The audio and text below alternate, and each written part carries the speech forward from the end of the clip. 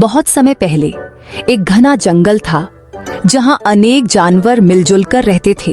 उस जंगल का राजा एक बलवान लेकिन लालची शेर था। वह हर दिन एक जानवर को मारकर खा जाता था। धीरे धीरे जंगल के सभी जानवर डर के साए में जीने लगे। एक दिन जानवरों ने मिलकर एक सभा बुलाई।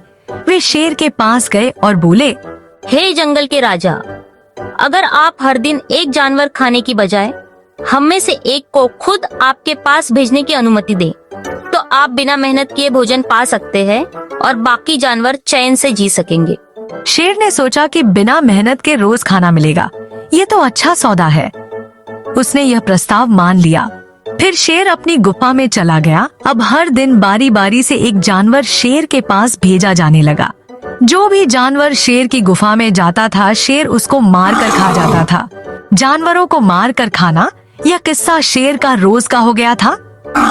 एक दिन बारी आई एक छोटी सी लेकिन बेहद चतुर लोमड़ी की शेर के पास जाने की। वह जानती थी कि अगर वह शेर के पास गई तो उसकी मौत निश्चित है। उसने एक योजना बनाई। रानू चिड़िया के साथ मिलकर उन दोनों ने सोचा, क्यों ना हम उस शेर को उसके ही जाल में फंसाएं और उसे क्यों ना अच्छा सबक सिखाएं।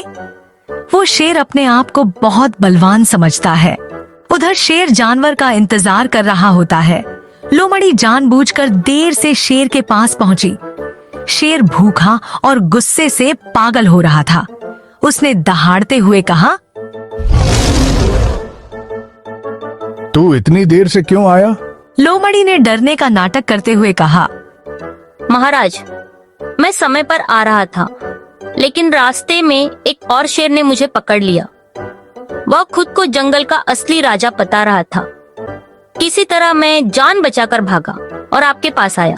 शेर यह सुनते ही आग बबूला हो गया। वह चिल्लाया और बोला, कहाँ है वो शेर? मुझे अभी दिखा। फिर लोमड़ी बोली, महाराज, वह एक गुफा में है। चलिए, मैं आपको वहाँ ले चलती हूँ। लोमड़ी शेर को एक घने जंगल में ले जाती है जहाँ पर एक गहरा कुआं होता है। लोमड़ी ने कुएं में झांक कर कहा, महाराज, यही है वह शेर। देखिए, आपको घूर रहा है। जैसे ही शेर ने कुएं में झांका, उसे पानी में अपनी ही परछाई दिखी।